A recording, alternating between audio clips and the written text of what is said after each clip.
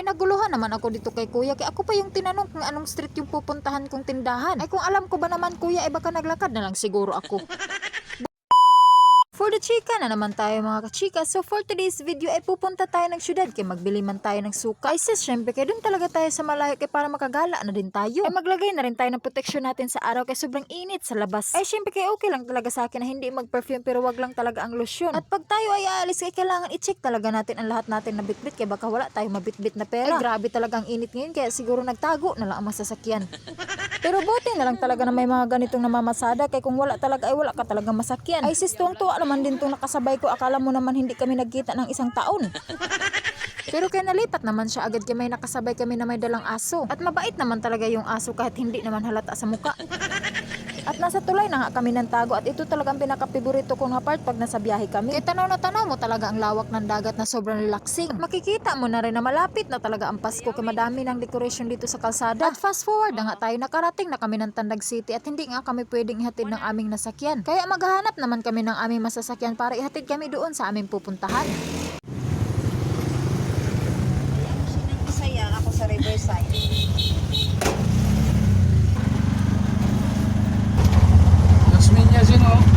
Ay naguluhan naman ako dito kay kuya, kaya ako pa yung tinanong kung anong street yung pupuntahan kong tindahan. Ay kung alam ko ba naman kuya, ay baka naglakad na lang siguro ako.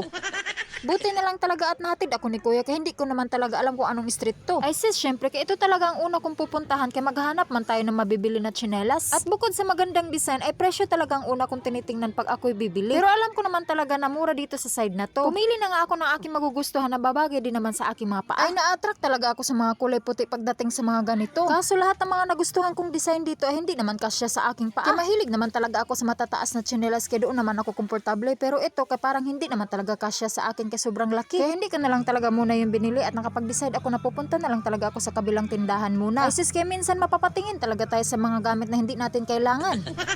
At lumipat na nga ako ng tindahan kaya baka dito may magkasya sa akin. Ay malaki rin ang tindahan na to at marami kang pagpipilian. Pero dumiretso na ako doon sa aking pakay kaya baka iba pa ang aking madampot dito at iba pa ang ating mabili. Ay sis, kung tingnan ninyo ay puro puti lang talaga ang aking hinahawakan at tinitingnan ko talaga ng mabuti ang mga sizes. Kaya minsan tinatamad talaga ako magsukat at tinatansya ko na lang talaga kung kasya sa akin. At buti na lang talaga at may napili na ako at nagkasya naman talaga sa akin. At fast forward na naman tayo ay nainitan na talaga ako ng sobra doon sa kakapili ko na mabibili ko na tsinelas. At timing lang naman na nasa tapat tayo ng mall kaya dito na tayo nagpahinga saglit. Hagoy kayong patambay-tambay lang naman sana tayo dito pero nakakagutom na yung amoy na nasa palibot natin. Ay sis, kaya hindi ko talaga matiis na mga kachika kaya naghanap talaga ako na mabibili ko na pagkain. Ay syempre yung mura lamang kaya hindi naman ako bumibili ng mahal. Tsaka mahilig ako sa waffle lalo na yung mainit pa kaya ito talaga yung binili ko. At syempre habang kumakain tayo ay nagimalikot na naman ang aking mga paa ay napunta naman tayo sa ibang dako. Ay malilito ka na lang talaga sa akin kaya minsan hindi ko talaga gusto may kasama. Kaya mahilig naman talaga ako maghanap ng mga tanawin o mapagpapabuhay sa aking mga enerhiya. Goy. Ay basta hindi ko ma-explain sa inyo, basta ito talaga yung ginagawa ko pag punong-puno na ako ng stress sa bahay. Kaya iba-iba man tayo ng pamamaraan para maaliw minsan. Kaya ito muna aking chika ngayon, pa-follow and like naman po, babush!